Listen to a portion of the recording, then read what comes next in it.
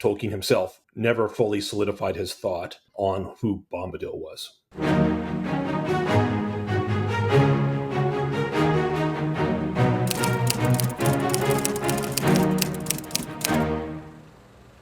So there's clearly no video of Tom Bombadil. There's no change. It's just a removal. And so like last week, we don't have anything here. So I thought I'd bring up a couple pictures of Tom Bombadil. This is Tom Bombadil's home, according to Alan Lee.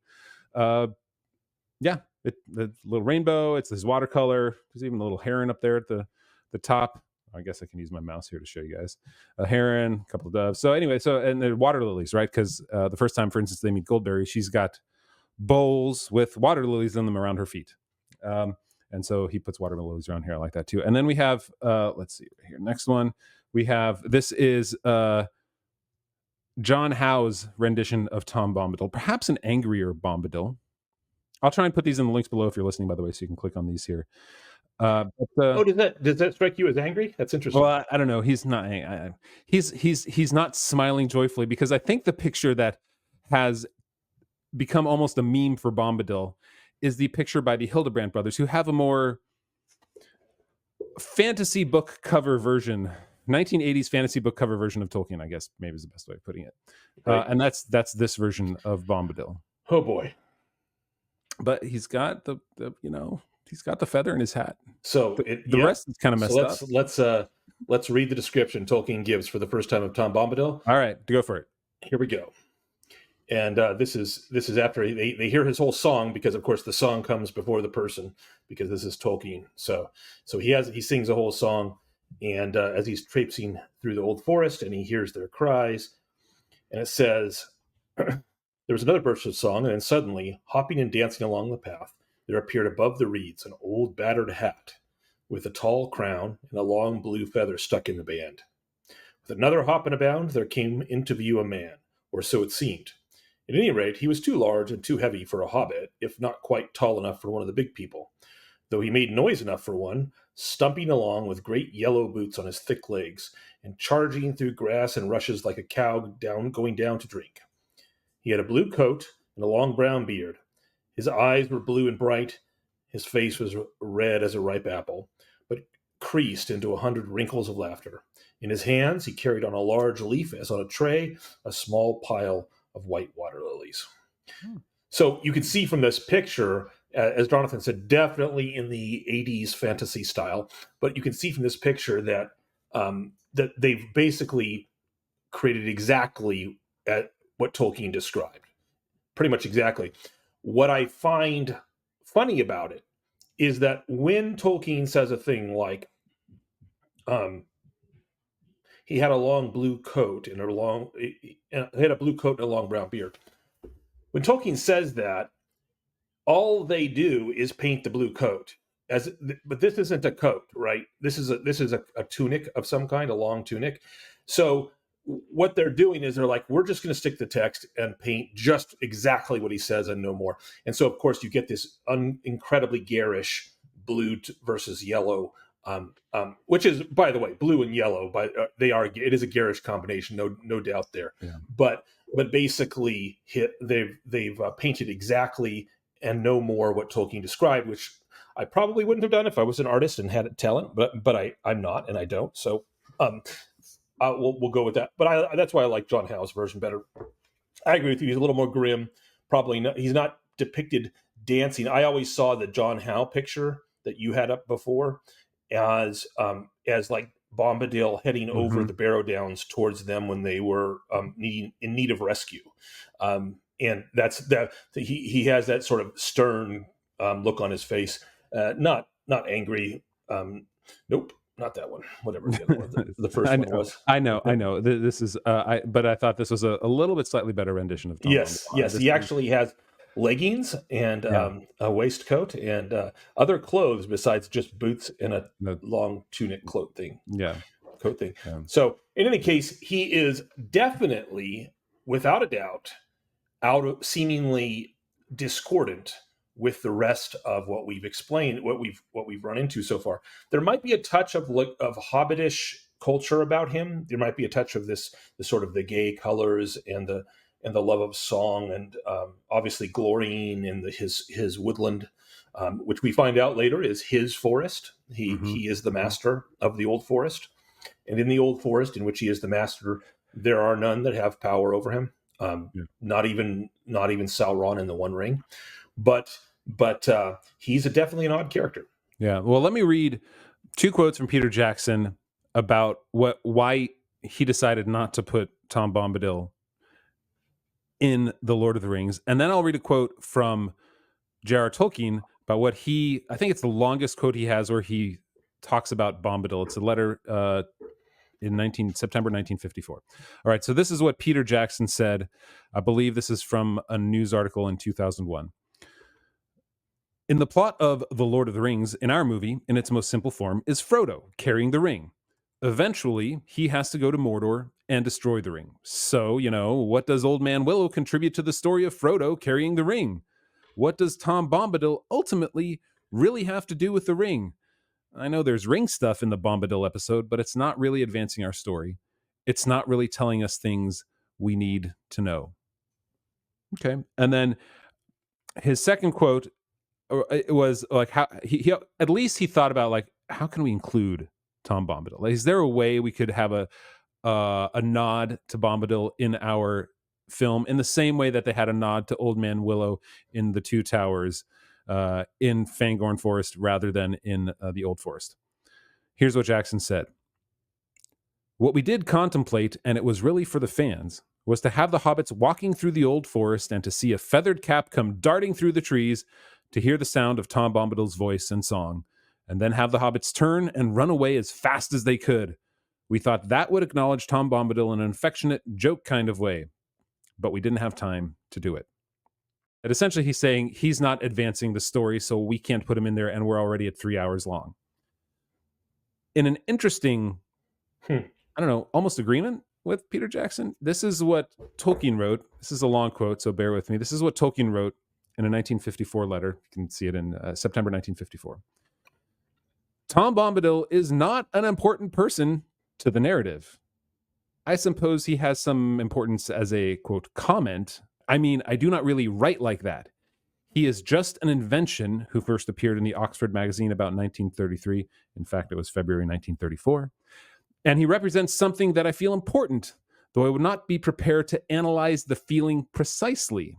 I would not, however, have left him in if he did not have some kind of function. I might put it this way. The story is cast in terms of a good side and a bad side, beauty against ruthless ugliness, tyranny against kingship, moderated freedom with consent against compulsion that has long lost any object save mere power, and so on. But both sides, in some degree, conservative or destructive, want a measure of control. But if you have, as if it were, taken a vow of poverty, renounced control, and take your delight in things for themselves, without reference to yourself, watching, observing, and to some extent knowing, then the question of the rights and wrongs of power and control might become utterly meaningless to you, and the means of power quite valueless. It is a natural pacifist view which always arises in the mind when there is a war. But the view of Rivendell seems to be that it is an excellent thing to have represented, but that there are in fact things with which it cannot cope, and upon which its existence nonetheless depends. Ultimately, only the victory of the West will allow Bombadil to continue or even to survive. Nothing would be left for him in the world of Sauron. So Bombadil, to Tolkien, let's start at the very first phrase. He says he's not an important person to the narrative, which is exactly what Peter Jackson does. What he does add, he adds, of course, that depth to Middle-earth that we love. But he also adds the idea that, at least the way it sounds like this, right? That if you take delight in things for themselves without the reference to yourself, watching, observing, and to some extent knowing, that the questions of the rights and wrongs of power and control might become utterly meaningless to you, which is a dangerous place to be, in a sense, right? You can't, like, if you don't care about right and wrong, all you care is about what's right around you, then, they couldn't give the ring to Bombadil because he would just lose it. He wouldn't care about it. It doesn't matter to him. He doesn't have that sight about it. So anyway, That's how Tolkien thought of Bombadil. That's a great quote from Tolkien, and what I found interesting, because I hadn't read that before from Tolkien, or if I have, I've forgotten it. Yeah. And but I did reread the passage about Bombadil in the Council of Elrond, when they're talking about potentially sending it to him. And so from the mouth of Gandalf, and then subsequently from the mouth of Glorfindel, we get what Tolkien said. Actually, we get his own words from the letter, or at least a very clear concept. Gandalf points out that Bombadil, basically Arrestor, hapless elf number 8, who Tolkien uses to he just rando elf in the council that we never hear from again. Gets the idea of like, can't we? Wouldn't he take the ring, since the ring doesn't have any power over him, and keep it there forever harmless in his old forest? No, says Gandalf, not willingly. He might do so if all the free folk of the world begged him, but he would not understand the need. And if he were given the ring, he would soon forget it, or most likely throw it away. Such things have no hold on his mind. He would be a most unsafe guardian, and that alone is answer enough. And then Glorfindel goes on to point out, basically, he says, even if we could hide the fact that we transported it to the old forest, even if we could, soon or late, the Lord of the Rings would learn of its hiding place and would bend all his power towards it. Could that power be defied by Bombadil alone? I think not. I think that in the end, if all else is conquered, Bombadil will fall, last as he was first, and then night will come. Very poetic statement by Glorfindel. Because Bombadil, his name in Elvish, Iarwen Benedar, means literally oldest and fatherless. So he is the oldest and fatherless of the elves, think he is anyway, of the aspects of Middle-earth itself. So he neither cares about the ring, nor could he stand against Sauron, and he would fall in the end. Because as Tolkien points out, as in the letter you read, it requires folk that do care and are willing to oppose Sauron in order to give Bombadil the freedom that he has to exist. So he's an odd character, and I have an odd take on it. Maybe not. Maybe other people have said that, and I think, and I'm doing this because in juxtaposition, if you all haven't listened to our 6 episodes on fairy stories, we keep talking about them because they are foundational in Tolkien's thought to this kind of work. And I think very, very explicitly, or not explicitly in Tolkien's mind, because the way he writes is not that way. But I think when I was reflecting on what Bombadil is, I have landed on the idea that essentially Bombadil, more than anything else in Middle-earth that I have encountered, represents the Fae, the fairy.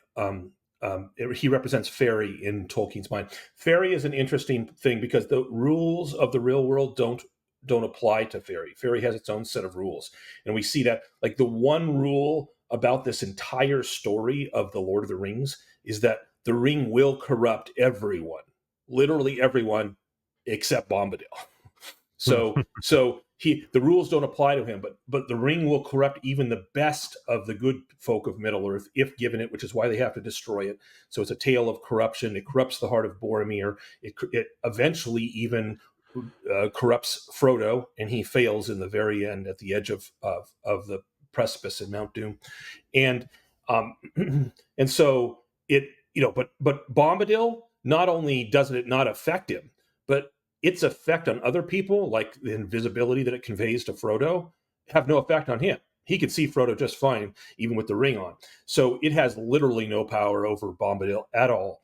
And that aspect of him being outside the regular laws is very, very much Fae. His attitude is Fae. He cares about things deeply that other people see as trivial, and he holds trivial what other people see as the deepest and most serious elements of the world. Mm-hmm. He not everything, because he cares about the well-being of the hobbits and saves them from the Barrow-wights, for example, and saves them from Old Man Willow. So he cares about he's a good Fae spirit, but he is indeed Fae, and his concerns are not the concerns of this world. They're entirely different. And he reminds me of the tales of the Fae in medieval literature and in the ancient traditions like the Celtic tradition and the French tradition and others, where there are these creatures that almost always their place, either where they live or where you access where they live, is in the woods. is in the wilds, Mm-hmm, and mm-hmm. and they have there's usually a hierarchy. They have a court, they're a king, and if Tom Bombadil is not king of the Old Forest, I don't know, by that word master, I don't know what is, and Goldberry is queen. He there's just parallel after parallel for me of Tom Bombadil with that world of the Fae, and I think he's the most direct representation in Tolkien's work of fairy.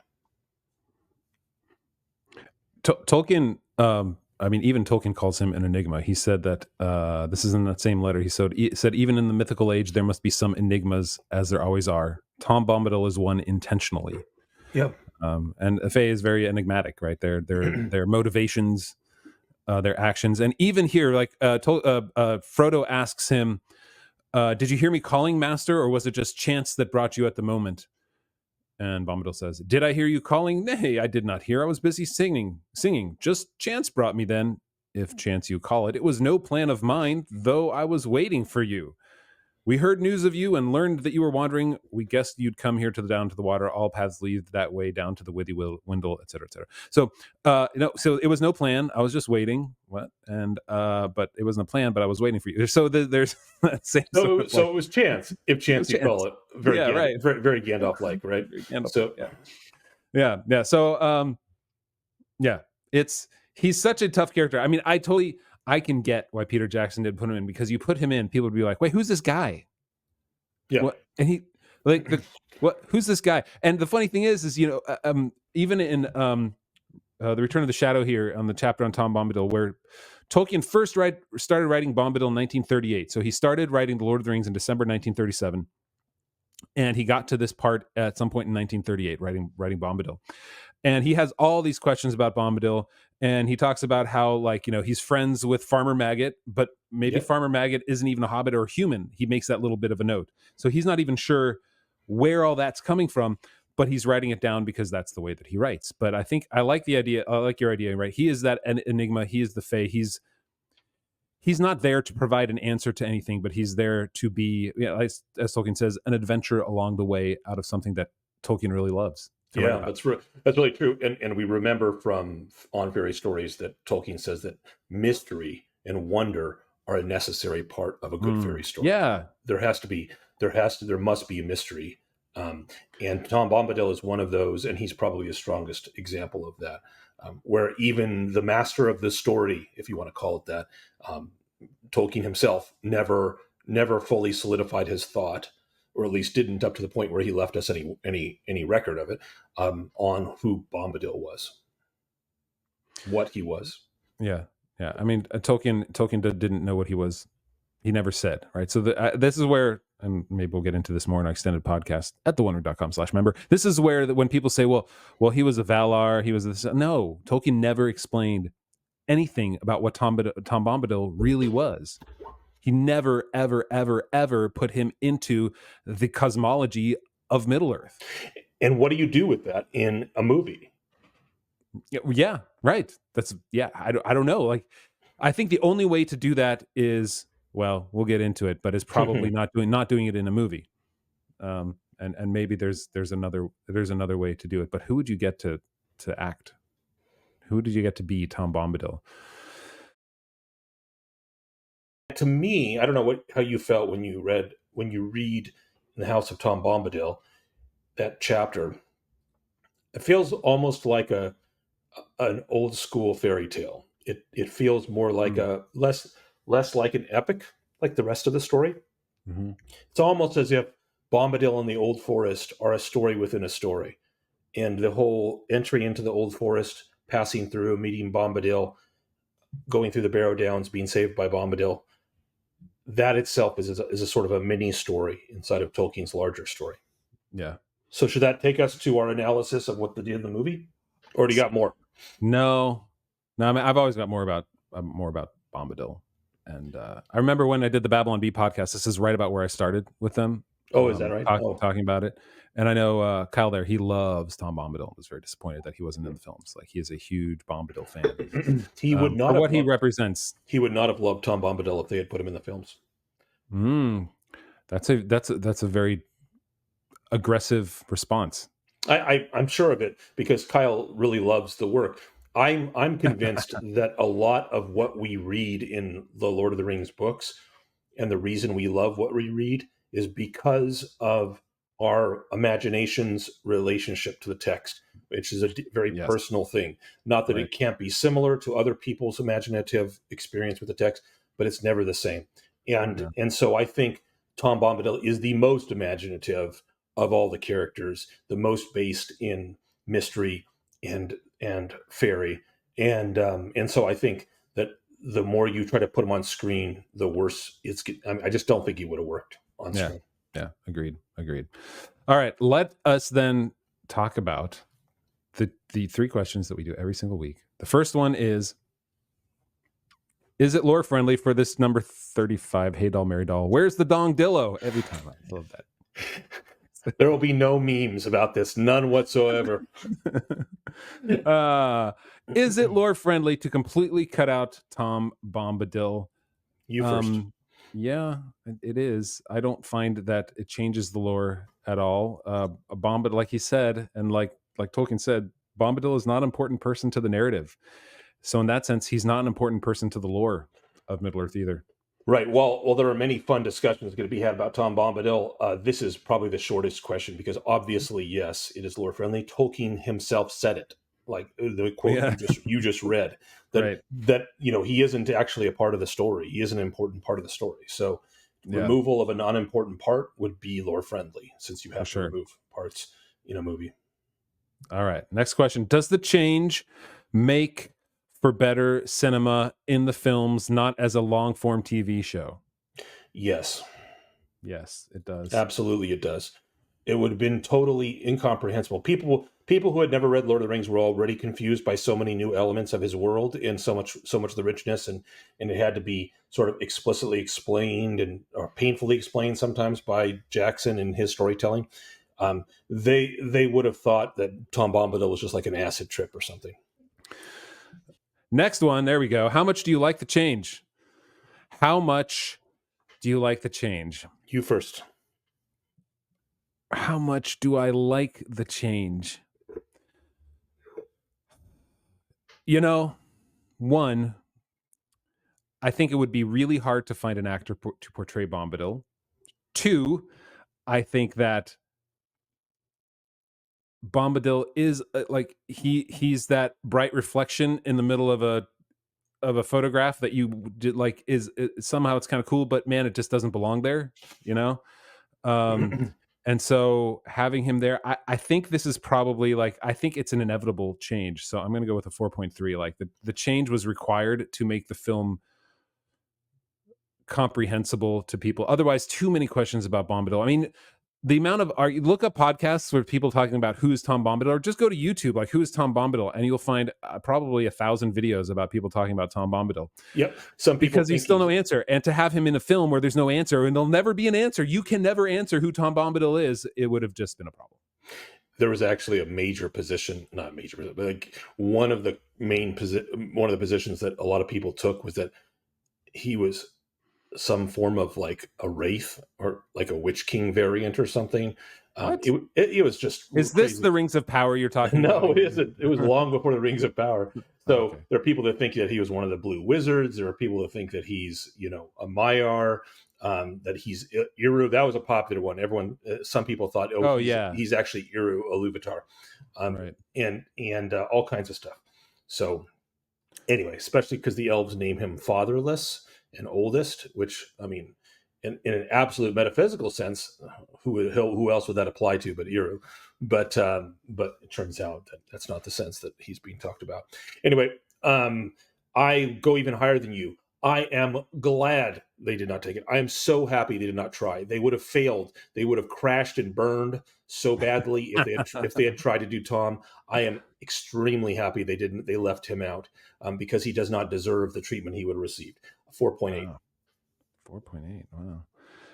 That's a strong word. You don't think there's really any possibility? No. They like I saw what they did to Faramir. They would have butchered Tom Bombadil and Aragorn. Yeah, and Aragorn too. Yeah, all kinds of characters. Some of them they did well. Many of them they didn't.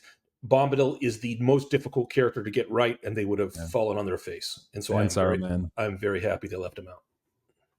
And Arwen. Don't even talk about. We're not going to. I'm the rage machine in me is waiting for that moment, because I have a 5-minute monologue, which I'll probably cut down to 2 minutes. But no, you never cut it down. Who are you kidding? You're right. Maybe it's an 8-minute monologue. I'll cut down to 5 minutes. Do you think this will be our highest rated change that we're okay with? Probably. Yeah, I think probably right. I mean, there's some changes. Like, I really like, and because I brought it up a number of times, it's just a tiny one. The sword fighting scene with Boromir and the hobbits. Yeah. I think that's high 4s as well, which we'll get to later. But because it's right, it's exactly in line. It's exactly the kind of thing that a filmmaker should do, which is in the spirit of what Tolkien and what easily could have happened on the trip, from Rivendell to Moria. So anyway. Yeah. All right. Well.